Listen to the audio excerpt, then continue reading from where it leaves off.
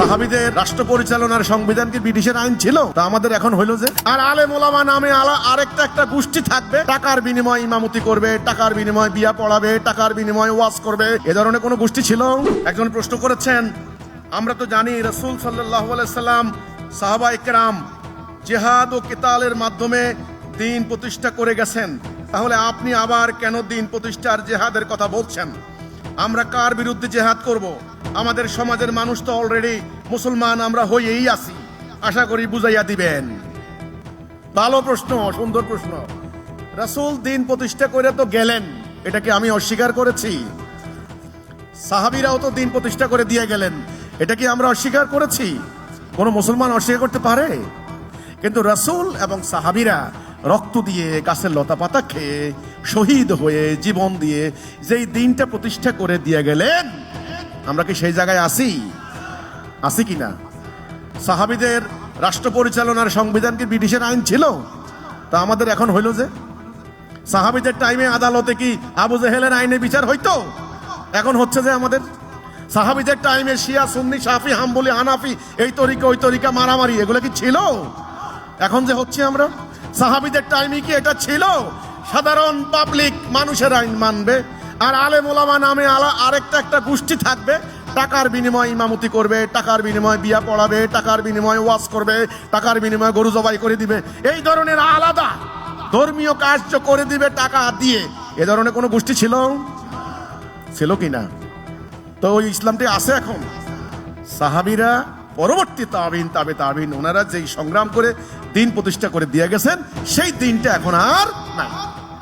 কোরআন আছে, কোরআন বিকৃত করতে পারে নাই। কিন্তু কোরআন রাষ্ট্রীয়ভাবে কি কায়েম আছে?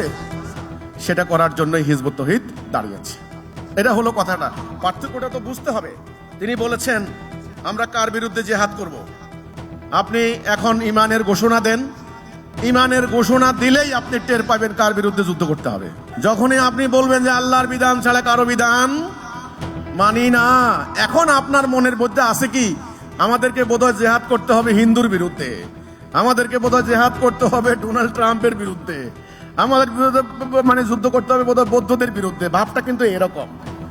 কিন্তু আপনার সমাজ, আপনার রাষ্ট্র ইতোমধ্যে আল্লাহর হুকুম বাদ দিয়েছে। যখনই আপনি ইমানের ঘোষণা দিবেন, প্রকৃত ইমান, তাওহীদের উপর ইমান, দেখবেন আশ্চর্য হয়ে যাবেন, আপনার জন্মদাতা পিতা আপনার সামনে দাঁড়িয়েছে, আপনার ভাই, আপনার মায়ের সন্তান, আপনার ভাই, সোজা কথা সহোদর বলে, একই পেটের থেকে আসছেন, আপনার ভাই, আপন ভাই আপনার সামনে দাঁড়িয়েছে আবু জেহেলের ভূমিকায়। আপনার মামা, আপনার খালু, আপনার মসজিদের ইমাম, আপনার গ্রামের মেম্বার, আপনার এতদিন যে দল করতেন দলের সভাপতি, এখন আপনারা আর চিনে না। কথা ক্লিয়ার হলো কি না? তাইলে ইমানের ঘোষণা দিলেই আপনি বুঝবেন জিহাদটা কার বিরুদ্ধে করা লাগে।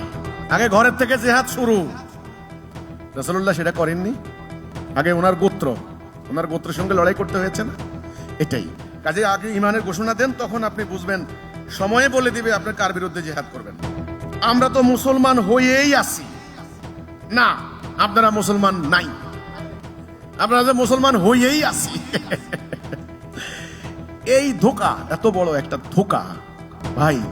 আল্লাহর আইন না মানলে মুসলমান কি থাকা যায়? আলেমদেরকে এই প্রশ্নটাই করেন যে হিজবুত তৌহিদের হাজার ভুল, লক্ষ ভুল তোমরা বলো তোমাদের দৃষ্টিতে, তোমরা বলো মোহতারাম খতিব সাহেব, হুজুর শায়েখ বা মুহাদ্দিস সাহেব, মোহতামিম সাহেব, আপনি বলেন তো, যে জাতি রাষ্ট্রীয়ভাবে আল্লাহর আইন মানে না, কোরআনের বিধান মানে না, শতাব্দীর পর শতাব্দী ধরে ব্রিটিশের আইন মানে, এরা কি মুসলমান দাবি করতে পারে?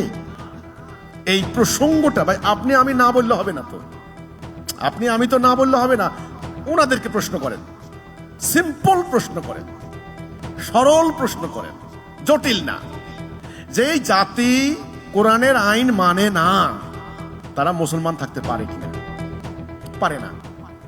দেখবেন তারা বলবে আমাদের কি করার আছে, এটা সরকারের কাম। তো আপনি পাল্টা প্রশ্ন করবেন, কিছু করার নাই আপনাদের? কিছু করার না থাকলে চাকরি করে ভাত খাচ্ছেন কেন? কিছু করার নাই, আপনি যে বললেন কিছু করার নাই, তাহলে আমরা নামছি আল্লাহর বিধান কায়েম করার জন্য, আমাদের পক্ষে সামনে বাধা হয়ে দাঁড়াবেন না। ওকে, আপনার কিছু করার নাই, আপনি থাকেন।